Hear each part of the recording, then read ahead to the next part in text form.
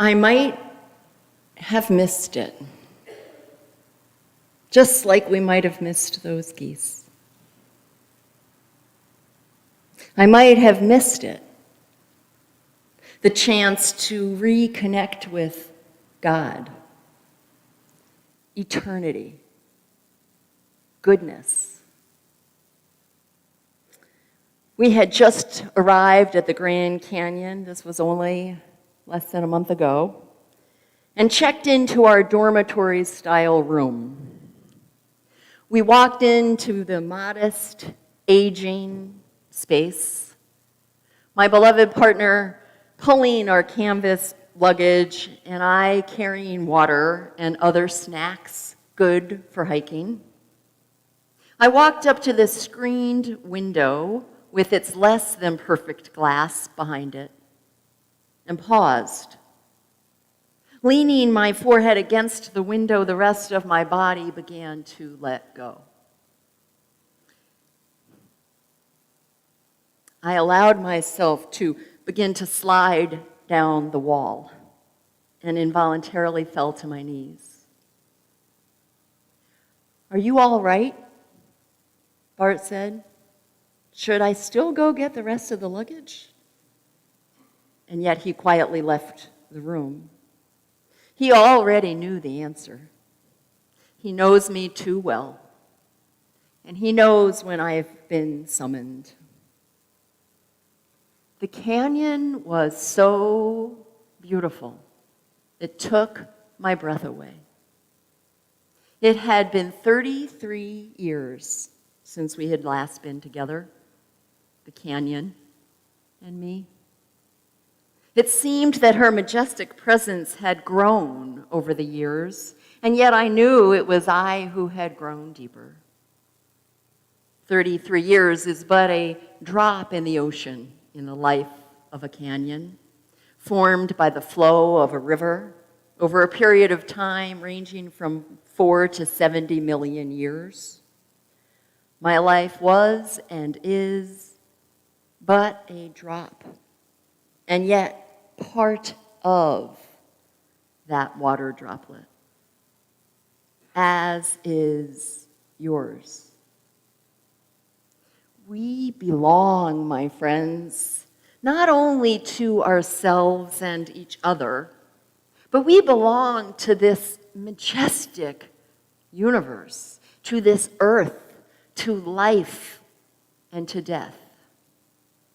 We are part of the mystery, whether we remember it or not. In that moment, I knew it, and it made all the difference. Oh, I had spent decades largely forgetting that truth. I had been busy, bore children, raised them, dealt with adversity, embraced challenges and change.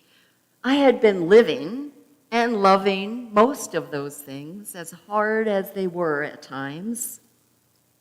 And I had forgotten my connection to this beautiful space, which reminded me of my goodness.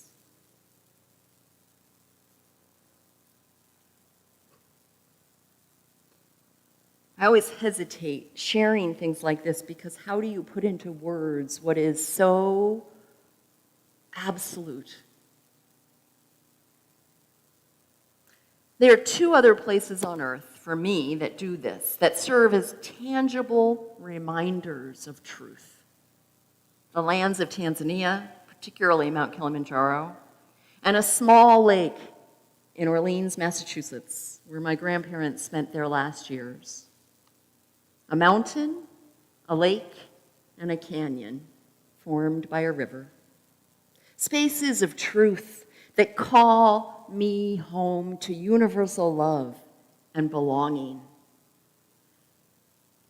It was the pause that did it. I allowed myself to pause and listen to my inner knowing calling me to that scene through the window. It was a moment not to be missed and I knew it. Thank God I listened. The poet writes, sometimes if you move carefully, breathing like the ones in the old stories, you come to a place beginning to lead everywhere. Requests to stop what you are doing right now and to stop what you are becoming while you do it. My tears started as soon as I surrendered to what was happening. As soon as my body began to sort of slither down that wall, the tears just started. And the Grand Canyon swept before me in all of her grandeur, even as I could only see a small portion of her 1,904 square miles. As I said, it had been 33 years since my only other trip there. Yet I was even more taken this time than I was the first. And I began speaking aloud to her, talking with the canyon as though she were a wise, old woman, as I believe she is. So much has happened, I said through my tears. Babies, losses, addiction, degrees, achievements, and joy. It felt so good to be back in her presence, palpable, even separated by glass and a distance. It was only 2 weeks later, upon further reflection, that I was actually able to articulate what had happened for me in that spiritual and mystical experience. I had experienced the holy, not studied it, debated it, tried to defend it or define it. I had simply allowed and thus been held. Through all that had happened from when I was much younger and last there, and certainly naive, until now, when I am older, more experienced, and aware of all that I don't know, and still quite naive, I'm sure, the Grand Canyon had been there. Just think about that. All those days, all those years, all those worries, all that pain, all that efforting, all that fear, all that went on, it was just there. I went away, but she never did. She remained a loving, beautiful, holding space. Her layers revealing truths of nature and time gone by. A space that is still ever changing, even as that change is invisible to the naked eye. That, to me, is an expression of God. Truth, change, consistency, and space, each affected by the laws of nature and the choices that humans make. All of that would have been lost to me had I not taken the time or made the space to listen to what my heart was telling me. Stop. Kneel. Share your truth. I would have lost access to a vital spiritual experience had I done what I am prone to do. Be efficient, bring in the luggage, finish the proverbial to-do list. The fact that it took me making space to experience space and the divine is not lost on me. Spaciousness is our ministry theme this month. Spaciousness is deeply relevant for this time of year. For one thing, we're in the darkest time of the year, when space in the night sky is the most visible. Dark night skies, cold winter nights remind us to look up, see the stars, connect to the truth that we are part of the universal story, both in its tragedies and its joys and mystery. On a more down-to-earth level, the demands of this season can seduce us into more activity, spending and busyness, leaving less space than we want and need. And the cultural myths of how things should be often become stronger. We may find ourselves questioning what family means, how a holiday should look, and if we are where we want to be in life. All of these things can strip us of peace and gratitude, leaving us feeling lonely or less than.